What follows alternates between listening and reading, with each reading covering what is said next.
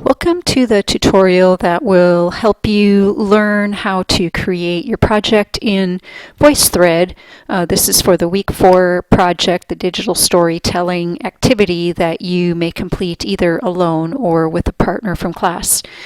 Initially, you're going to need to create a script that will include a brief description of the kind of shots you expect to have on your slides, as well as the transcript of the narrative that you will record into your VoiceThread project. Also include or recognize that you need to have a title slide with attribution for anything that you have received from Creative Commons, as well as the fair use disclaimer, and then the reference list as well. You will then find images that you want to use in your project, which may include images that come from Creative Commons or other online sites. It might also include images that you create yourself. You might want to import these images into Picasa so that you can add any attribution to the slide itself, giving credit to the author on that particular slide. And you might want to do any other editing that would be appropriate to ensure that your images look good. You will also want to create your title slide and create your references slide in a way in which they can be saved as JPEG images so that they can be imported into your VoiceThread document. If you record them in PowerPoint, you can save as a JPEG and import directly into Picasa, and from there it will be easy to insert those images into the folder in which your other project images are included or incorporated, so that it's just very simple to incorporate all into VoiceThread. Once all of your images are created, you are going to sign in to your VoiceThread account and click the Create button at the top, and next click Upload. You have a couple of choices. You can upload files from your computer, which is what I recommend, because that way you know for sure they're going to be edited appropriately and have appropriate attributions on them. Although it does allow you to get images from other media sources such as VoiceThread, Flickr, and the New York Public Library. You can also click URL and type in web addresses directly. That will allow you to get images from those addresses. You can click on My Webcam, which will allow you to incorporate an image of you that comes from your webcam, or what I'm going to do is click on My Computer. So if I click on My Computer, I can navigate to the folder in which I have saved all of my images.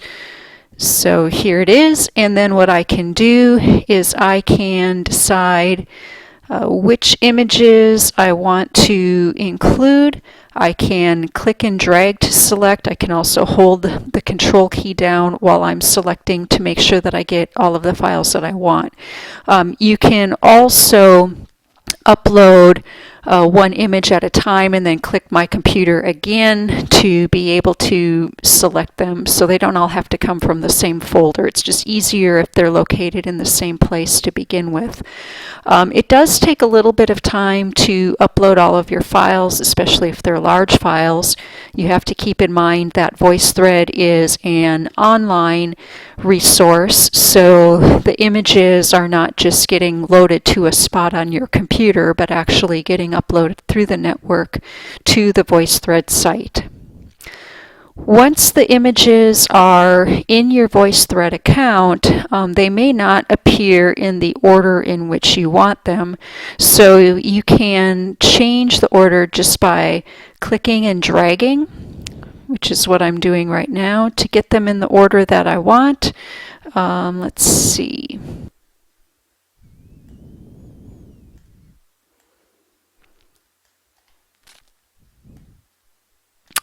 Okay, and what you can also do is You'll notice that as I put my cursor over any of the images, that it gives me the option over here to either delete the image.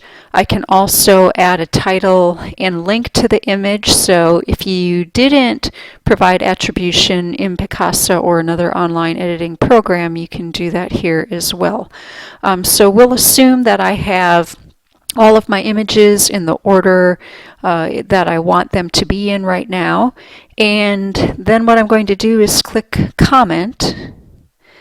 And that will take me slide by slide through. I can actually see that it didn't come to the first one, so I'm just going to click on this back button right here, which takes me back to slide 1. And then if I click the comment button right here, it gives me an option to either record through a microphone. I can type in a comment, which is not what we're going to do here with a keyboard, but it would be available to you. Or you can use your webcam to make a comment. The phone option would be if you wanted to use your phone to make a comment, but with the account privileges that you have right now, you don't actually have you haven't paid for the minutes to be able to do that. That's not a free version of or it's not available in the free version of VoiceThread. So what we would do is click on Record, and then basically follow the instructions on the screen to record your narration. It will give you the option to save slide by slide. So what I would recommend is that you have 2 windows showing at the same time, one with your VoiceThread image displayed and one with your script displayed, or have your script printed out so that you can read it next to your slide. And then you'll record slide by slide, so you'll just use the forward button to advance to your next slide until you get all the way through your document. After recording your audio, then what you're going to want to do is click the Share button. You can click Get a Link, copy the link, which will copy the web address of your VoiceThread so that you can paste it anywhere. The other thing you can do, and this is what I would like for you to do, is click on the My Voice tab and then click and drag your VoiceThread so that it goes into the EDMA 5220 group, which will make the VoiceThread available to everyone in the class. At that point, you'll actually go into Blackboard and you'll let me know that it's ready for grading, and also at that point, everybody in the class will be able to listen to it as well.